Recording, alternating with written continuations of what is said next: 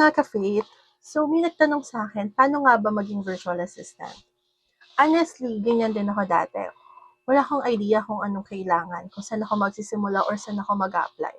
So, ito yung unang step na kailangan natin para maging virtual assistant. First is kailangan natin ng tamang equipment. Hindi natin kailangan ng fancy equipment.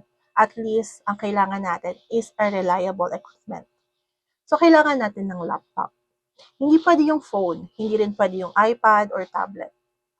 Mas okay din kung ang laptop mo is at least i3, tapos meron kang 8 GB RAM para hindi naglalag habang nag-work ka. Kasi minsan marami tayong applications na dapat buksan. Siyempre, importante rin ang stable internet. Kasi online lahat ng works natin. Pag mahina yung internet mo, mahihirapan ka. Kasi mabagal siya.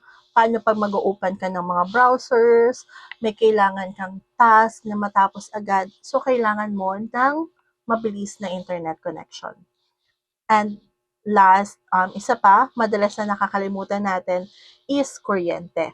Sobrang basic niya pero sobrang importante na kuryente. Kasi kahit gaano kakagaling at kahit gaano kakabilis mag-work, kung wala kayong kuryente, wala tayong work. Okay? Lastly, kailangan mo ng magandang CV.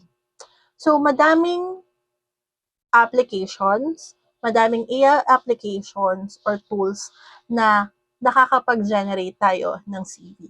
So, ilagay nyo lang doon yung mga basic skills nyo, yung mga job experience nyo, kasi yun din ang isang kailangan natin pag nag-a-apply tayo as a virtual assistant. So, kung meron ka na ng mga basic na to, pwede ka nang mag-start. Next step nun is matututo na tayo ng skills at makakapag-apply na tayo. Okay? So, follow me for more tips. Kasi next one, ituturo ko naman kung anong skills ang kailangan natin.